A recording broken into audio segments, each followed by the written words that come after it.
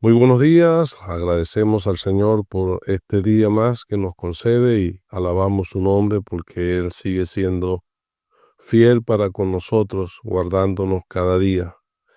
Y hoy, primer día de la semana, deseamos compartir con todos ustedes la meditación de la palabra de Dios, considerando a Cristo a través del libro de Levítico. Y hemos estado viendo la figura del Señor por medio de las ofrendas que se presentaban eh, en el tabernáculo. Y ahora vamos a hablar de la ofrenda de la culpa. Para eso vamos a leer en el libro de Levíticos capítulo 6.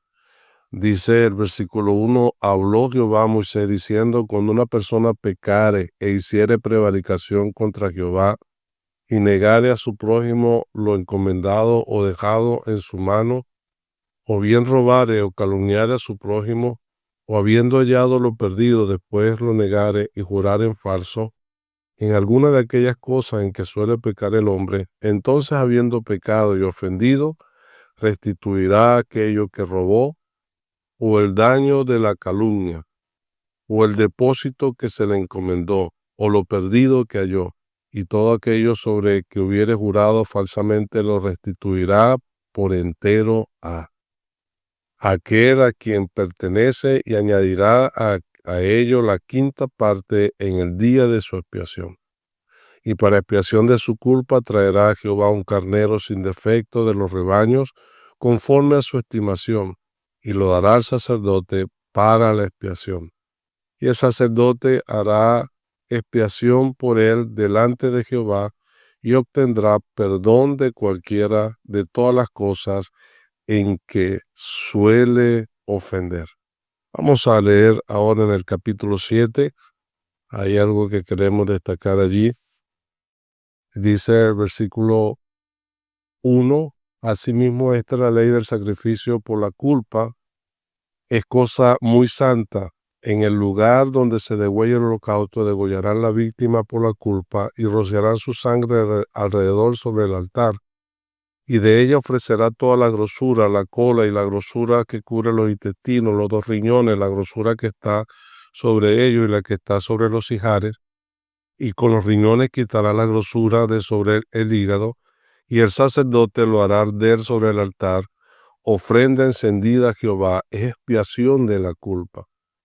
Todo varón que entre los sacerdotes la comerá, será comida en lugar santo, es cosa muy santa.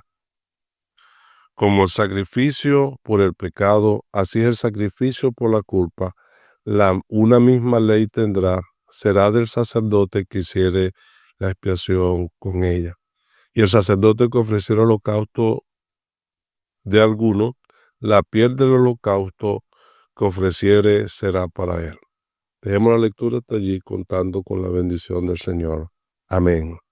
Como hemos indicado, hemos estado viendo a Cristo a través de estas ofrendas que están en Levítico, y a lo menos hay 5 ofrendas, se clasifican así, las ofrendas levíticas que ya hemos considerado, la ofrenda del holocausto, la ofrenda de la oblación, la ofrenda de paz, la ofrenda de expiación por el pecado de hierro, por aquellos pecados que eran cometidos sin culpa.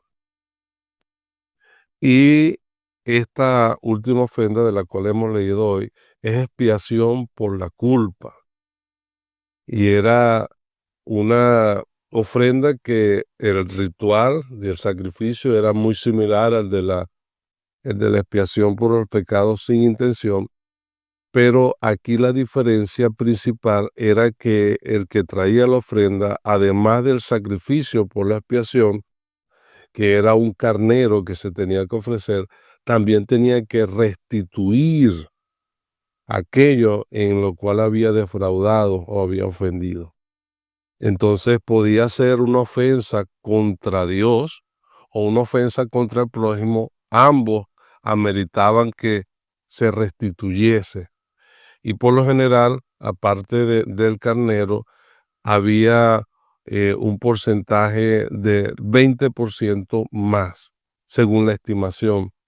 del sacerdote. De manera que ahí hay detalles interesantes que apuntan a la obra del Señor Jesucristo, que no solamente nos ofrece a nosotros el perdón de nuestras culpas, como dice la palabra, que por su llaga fuimos nosotros curados, que Jehová cargó en él el pecado de todos nosotros, sino que a su vez el sacrificio de Cristo en la cruz por nuestros pecados pudo restituir considerablemente y de manera abundante lo que realmente a Dios habíamos defraudado.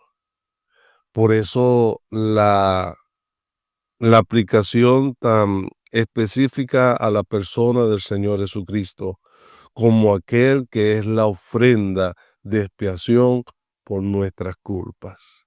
De hecho, la palabra expiar tiene ese sentido, es transmitir la culpa, transmitir la pena que merece el ofensor, el que ha delinquido.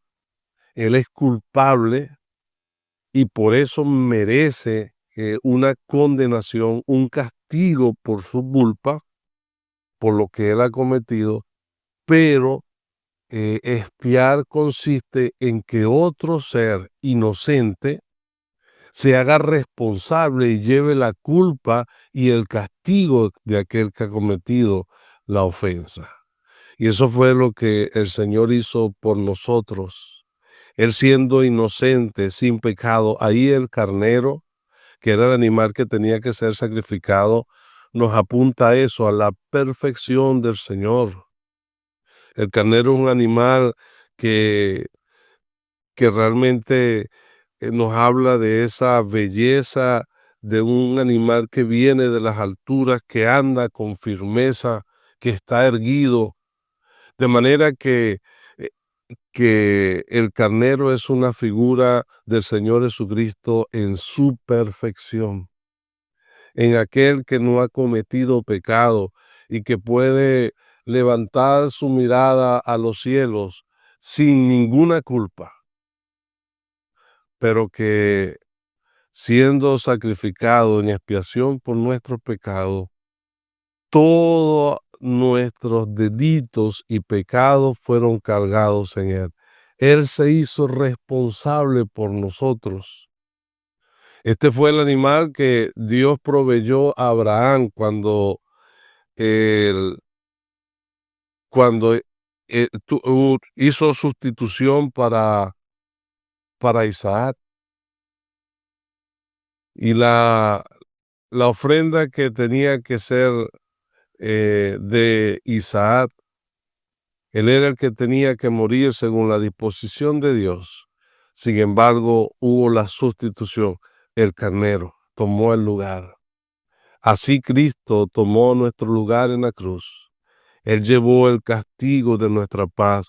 Él llevó nuestros dolores, sufrió nuestros dolores, porque se hizo responsable de nuestros pecados. Pero hay algo interesante también, eso con respecto a la víctima que era ofrecida. Su sangre era derramada y esa era la sangre que hacía la garantía o que daba la garantía de que el pecado iba a ser perdonado. Pero en el sacrificio de expiación por la culpa también había algo interesante que queremos destacar. Era la participación del sacerdote. El sacerdote tenía un rol bastante eh, importante en esta ofrenda, porque él hacía el sacrificio y él también, el sacerdote, eh, iba a comer de ese sacrificio. La grosura era para Jehová, toda la grasa que estaba en los riñones eh, y la grasa del animal era ofrecida en el altar. Pero la carne era comida por el sacerdote, era una cosa santa. Y la piel del animal también era para el sacerdote, servía para cubrir también.